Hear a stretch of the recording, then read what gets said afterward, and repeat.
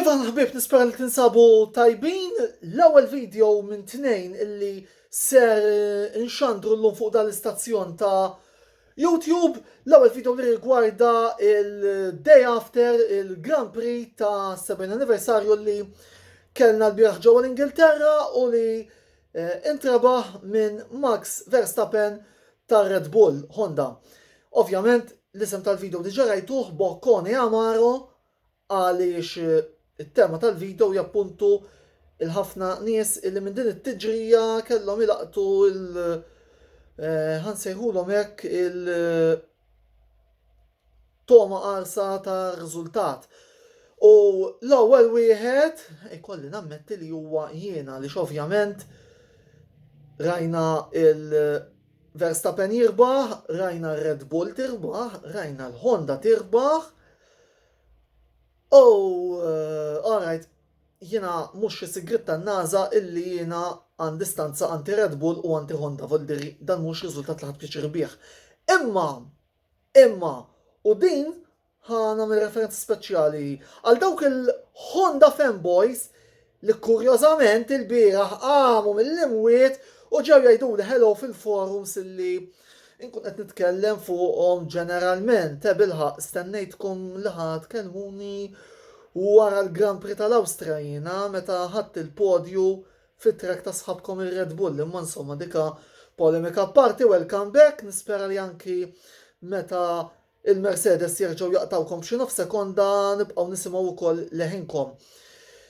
It-tiġrija rebaħa Verstappen, rebaħa bil-talenti tiegħu u rebaħa bil-rasi jibsa tiegħu għaliex l-inġinieri bdew jitolbuh inaqqas u Verstappen qalilhom dan huwa l-unika ċans li għandi li nilħaq il-Mercedes m'għandix intenzjoni nsuq bl-istess veloċità li jsuq li jimxu n-nannit bir-rispett kollu lej l-anzjani kollha li qegħdin ukoll jaraw dan il-video log. Dan huwa kwotazzjoni testwali għaf il-fatt ukoll għax qed insemmu Red Bull għaddejja l-fire engine, alright tawqijat.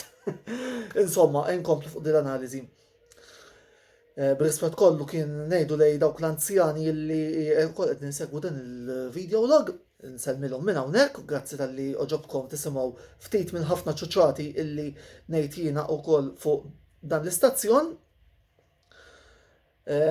Verstappen rat ċans illi jirbaħ din it-tiġrija anki kawża wkoll tat-tires illi reġgħu ħaqru lil Mercedes u letteralment ġie jitmellaħ mill dak kollu li bdew jgħidulu l-inġiniera tiegħu qallhom jien ħammur irrid nirbaħ it-tellieqa niġi nitnellaħ dan huwa l-unika ċans, iċ-ċans iċ-ċans ħadu għal daqstant bravo Verstappen illi appuntu irnexxielu jirbaħ dan il-Grand Prix. Boccone Amaro jħor li kelli l-laqqa tiena ħalli naqbdu neħilsu l-kapitlu Antonello huwa riżultati fqar li ġibna l-McLaren f'din it-tiġrija u sa ċertu punt qed nieħu pjaċir li qed ngħid hekk illi d-diżappost tal-Lando Norris qed naraħ bħala riżultat fqira li dan ifisser li xi ftit ta' titjib il-McLaren għamilna. Norris spiċċa d-9, Carlos Sainz għamel pudina madornali fil-pit stop tiegħu, spiċċa it-13. Minister żbalt kien il-pit stop ta' Sainz, fil-fatt il-pit stops kif jgħidu qed ngħidu wkoll fuq forums ta' supporters tal-McLaren Taljani illi qiegħed fihom ukoll qed nispiċċaw irroddu s-salib kull darba naraw il-Norris u Sainz derlin għax ma nafux x'inhu jiġri. Did-darba wieħed mis-sewwieqa nammetti li insejt minnu waqaf għal ftit ħin ta' twil minn iċ-ċert ma naħseb li Sainz kien fil-każ ikkorreġuni u dik il-waqfa swietu qares tantu hekk illi il-waqfa ta' wara meta daħlet il-karozza l-oħra rajna lil-mexxej tal-McLaren Zak Brown għajnejh fuq il-mekkaniċi speċi qed narakom tibqgħux tafġu jekk jogħġobkom grazzi bil-qudiem.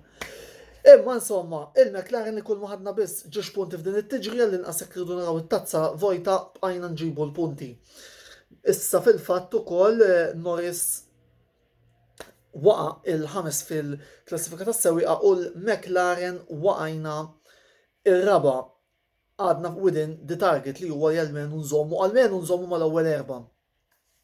Imma insomma, Boccone Amaro li laqqat ukoll Valtteri Bottas illi għal darboħra t-tim tal-Mercedes reġa għallu siħbi inti qiegħed biex tkun l-ispallira tal-wiċ.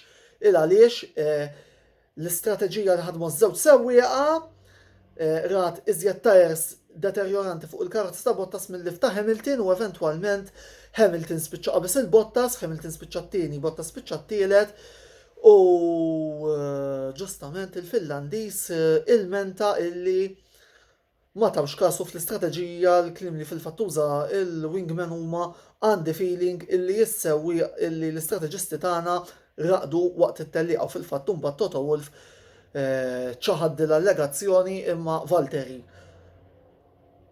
Ibni, għadek mandu ngħidx li inti xogħolok huwa li tkun l-ispallira ta' Lewis Hamilton.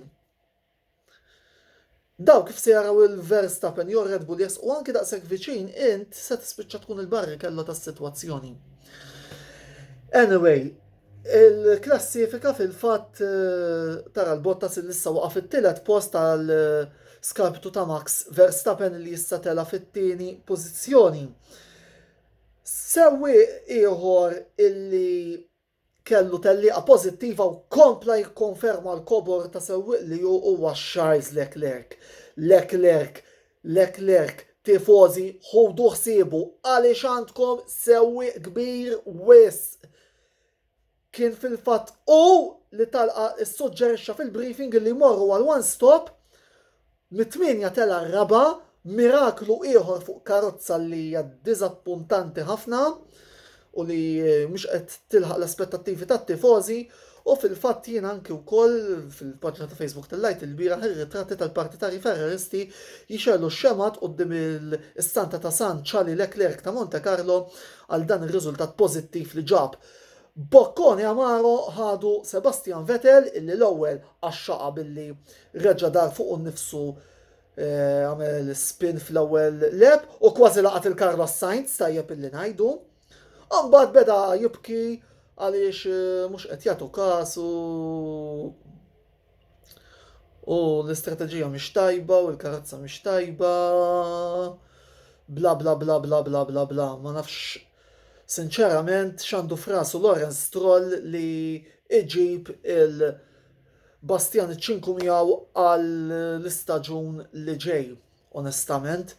Għaliex jiena nkompli nikkonferma kemm dan is-sewwieq huwa spiċċut jew għall-inqas motivazzjoni spiċċaw u li fl-opinjoni tiegħi nerġa' ngħid aħjar għalih jekk jirtira. Vettel spiċċa fil-fatt it-tellieqa fit-12 il-pożizzjoni. Boccone Amaro ieħor ħadu s-sewwieq tar-Renault futur sewwieq tal-McLaren Daniel Ricciardo illi temm it-tellieqa fit-13 il-post wara provi ta' kwalifikazzjoni eċċellenti, strateġija li ħadmet kontrih, imma ir-Renault jkun slawruhom bit-8 post li ħa appuntu sewwieq l-ieħor tagħhom Esteban Ocon. Tajjeb illi wkoll ngħidu illi Alexander Albon spiċċa l-ħames tiġri pożittiva għalih fuq it-tieni Red Bull, iż-żewġ Racing Points ħadu l-punti, is-6 Stroll, is-7 Hülkenberg, tiġrija oħra konsistenti għat-tim ta' appuntu Lawrence Stroll tal-karozzi rosa fil-waqt illi l-Alfa Tauri ħadet il-punti permezz ta' dan il-kivat illi spiċċa fl-10 post. Mill-Ingilterra morru għal Spanja imma fuq dan ser nitkellmu telqa tkun ħadd li ġej minn nhar l-erba' nibdew il-programm tas-soltu fuq il-paġna tagħna ta' Facebook illi nistidinkom tagħmlula klik. Mill-bqija il-lejla se jkollna t-tieni video log fuq dal-istazzjon ta' YouTube li rigwarda l-partita Inter Bayer Leverkusen għal daqstant klik, like u subscribe fuq dal-istazzjon għal iżjed minn dan il-kontenut. Fuq Twitch l-erba' jew il-ħamis ser ikollna il-live gaming session mal-gamers ta' Velocity Racing, klik.